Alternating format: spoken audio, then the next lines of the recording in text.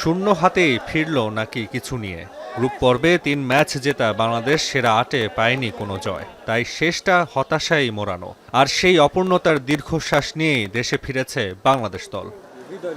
মার্কিন মূল্যকে বিশ্বকাপের পারফরমেন্স নিয়ে দেশবাসীর সাথে হতাশ পুরো দল। আফগানিস্তানের বিপক্ষে শেষ ম্যাচে সুযোগ পেয়েও কাজে লাগাতে পারেনি তারা। সেখানে দলের পরিকল্পনা কি ছিল সে নিয়েও ব্যাখ্যা দিলেন সহ অধিনায়ক। লাস্ট ম্যাচটা আমরা সবাই একটু ডিসঅ্যাপয়েন্টেড হয়েছি।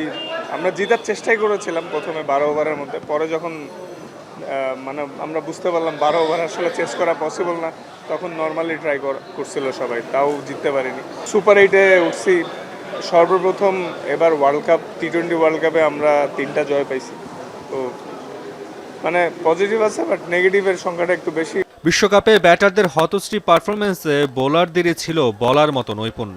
বিশেষ করে রিশাদ হুসাইনের সেরা 5-এ থাকা আর তানজিম সাকিবের বোলিং নিয়েও প্রশংসা করেন তাসকিন। কখনো এরকম লম্বা ব্যাটিংয়ে ব্যাট টাইম দেখিনি, আশা করি এটা খুব দ্রুতই কেটে উঠবে ইনশাল্লাহ।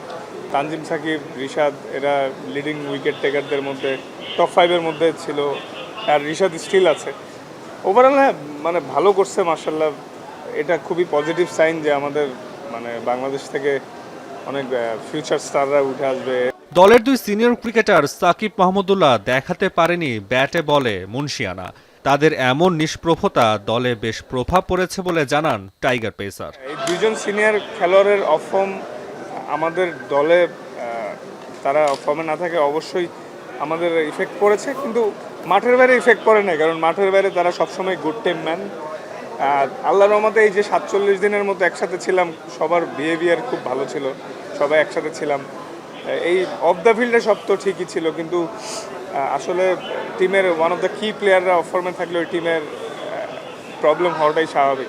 শুক্রবার দল ফিরলেও ফেরেনি লিটন সৌম্য।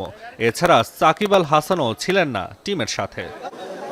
তাসওয়ান নাফি, এখন, ঢাকা।